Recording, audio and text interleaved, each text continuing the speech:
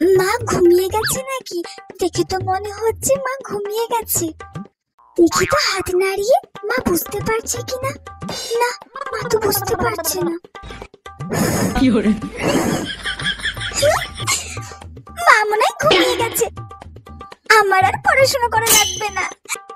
আমি বরঞ্চ এখন বসে বসে ভাবি কালকে স্কুলে গিয়ে কি কি করব। কালকে স্কুলে গিয়ে প্রিয়া আর ময়ের সাথে কিতকিত খেলবো। তারপরে ক্লাসরুমের জানালা দিয়ে বেরিয়ে আম কুড়াতে যাব। আর আমি বাড়ি থেকে লবণ আর লঙ্কার গুঁড়ো নিয়ে যাব। সবাই মিলে আম মাখা করে খাবো। তারপরে আবার জানালা দিয়ে টুক করে ঢুকে পড়ে ক্লাস করব। আর কালকে তো আমাদের স্কুলে ডিম দেবে। প্রথমে একটা ডিম নিয়ে খেয়ে নেব, তারপর কি আবার চাইবো, বলবো আমি পাইনি। তারপরে আরেকটা ডিম খাবো, দুটো ডিম খাবো। পর মা কি সব শুনতে পেলো? মা তুমি চোখ বন্ধ করে আছো, তুমি ঘুমাওনি? আমি চোখ বন্ধ করে থাকলেও সব দেখতে পাই, শুনতে পাই। আমার চারটে চোখ, বুঝলি? পর। আচ্ছা বলো দেখি কটা আঙুল? তাড়াতাড়ি পর, মার খাওয়ার জন্য ওরকম করছিস না। ভালো করে পড়, ভালো করে পড়। আমি একটু পরে তোর পড়া ধরবো। যদি না পারিস তখন দেখবি তোর পিঠে চারাকাঠ ভাঙবো আমি।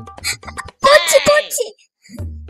2 একে 2, 2 দুগুণে 4, 3 দুগুণে 6, 4 দুগুণে 9।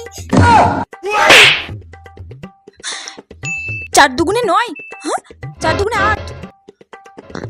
আজ 10 দিন ধরে ওকে 2 এর ঘরে নামটা মুখস্থ করাচ্ছি, তাও ওর মুখস্থ হচ্ছে না। একই পড়া ওকে বারবার করে বোঝাচ্ছি, তাও ওর মাথায় ঢুকছে না। মাথায় গোবর ভরা আছে। তাড়াতাড়ি পড়, জোরে জোরে পড়। 4 দুগুণে 8, 5 দুগুণে 10, 6 দুগুণে 12। মা তুমি কি ঘুমিয়ে গেছো? মা মা মনে হয় মা এবার ঘুমিয়ে গেছে। আমি এবার একটা সুন্দর করে নৌকো বানাবো কাগজের। তারপরে জলে ছেড়ে দেব, ভাসতে ভাসতে অনেক দূর চলে যাবে। এই নৌকো বানানোটা তো আমাকে স্কুলের দিদিমণি শিখিয়ে দিয়েছিল। আমি কি সুন্দর বানিয়ে ফেলছি। এই তো হয়ে গেছে আমার নৌকো। কি দারুণ!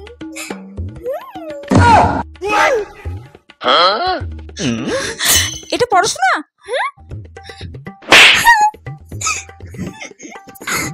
পড়। 2 একে 2, 2 দুগুণে 4। আমি রান্নাঘরে যাচ্ছি, রান্নাঘর থেকে যেন তোর পড়ার আওয়াজ পাই। ঠিক আছে। কি হলো? পড়। পড়ছি তো। 4 দুগুণে 8, 5 দুগুণে 10। মা তো নেই রান্নাঘরে। আমি বরঞ্চ হাতে একটা সুন্দর করে ঘড়ি বানাই। মা আমার পুরো খুব রাগ করে আছে। আমি 2 এর ঘরের নামটা মুখস্থ করতে পারিনি, তাই মায়ের ছবি আঁকি, মাকে দেব। মা তো খুবই খুশি হবে। বাহ, কত সুন্দর আঁকিয়েছি আমি মায়ের ছবিটা। মাকে বলবো আমাকে ছবি আঁকা ক্লাসে ভর্তি করে দিতে। হ্যাঁ, খুব সুন্দর ছবি এঁকেছি আমি। মৌ আর টেপি তো আমার মতো ছবি আঁকতেই পারবে না। বাহ, খুব সুন্দর। এই জন্য তো তোকে এখানে পড়াশোনা করতে বসিয়ে দিয়ে গেলাম না।